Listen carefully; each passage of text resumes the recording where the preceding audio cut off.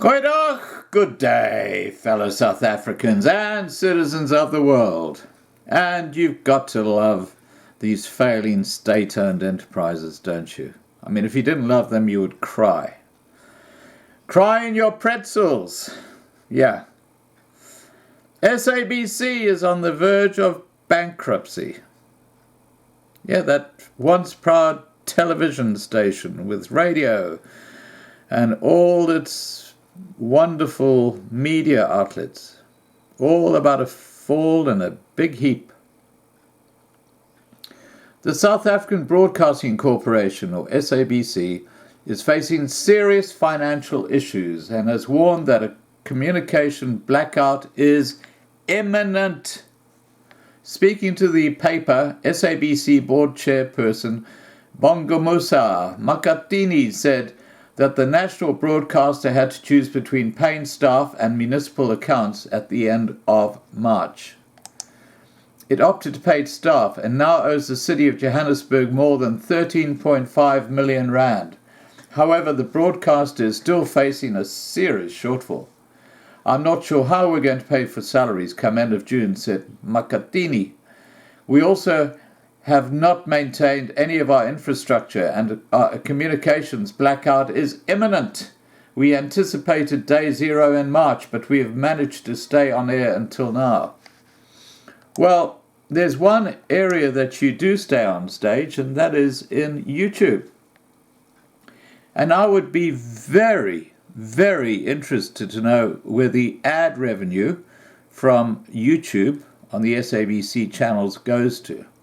Because it must be a sizable amount of money.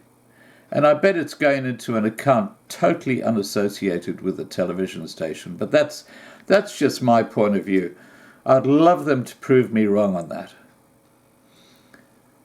Makatini said that the broadcaster also has a signal company, Centeth, 317 million rand, and Supersport, 208 million rand. Isn't Supersport tied up with DSTV? Wow, if it is, that would be a whack in the pocket, wouldn't it? However, it appears that government is not prepared to let the broadcaster fall away just yet. A Department of Communications spokesperson told the Sunday Times they was in the process of considering a 3.2 billion rand bailout for the SABC.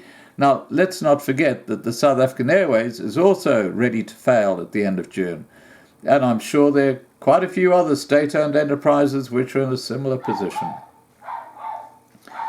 The SABC is just one of a number of state-owned enterprises that is dealing with a major financial crisis.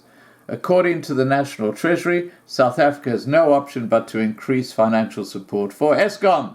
The government approved 69 billion rand, or $4.6 billion, 3-year bailout for the debt-laden company in February, but both Finance Minister Tito Mboweni and Eskom Chairman Jabu Mabuza have since indicated that it won't be enough. There's a hole in my bucket, dear Liza, just keep pouring the money in the bucket, dear Liza, da-da. Oh, corruption is endemic, absolutely endemic. The enormous pressure of keeping the power utility afloat led to the resignation of CEO Fakamane Hadebe at the end of May. He was followed by South African Airways CEO Vuyani Jarana, who tendered his resignation at the start of June. In his resignation letter to South African Airways board chairperson J.B. Magwaza, Jarana unpacked how certain uncertainty about funding and slow decision-making processes were delaying the airline's turnaround strategy.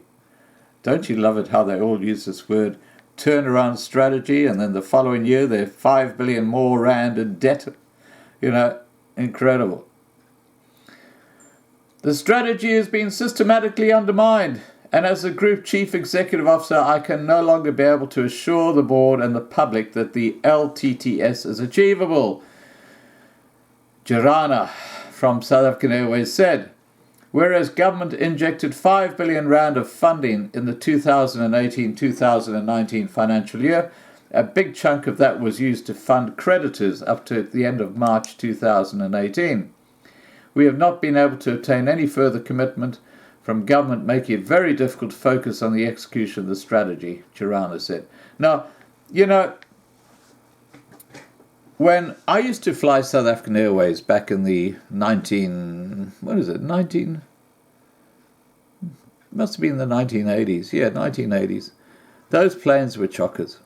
Absolutely chockers. And the airline was making billions of rands in profit. Post-1994, like everything else, it's only taken 25 years for BEE, nepotism,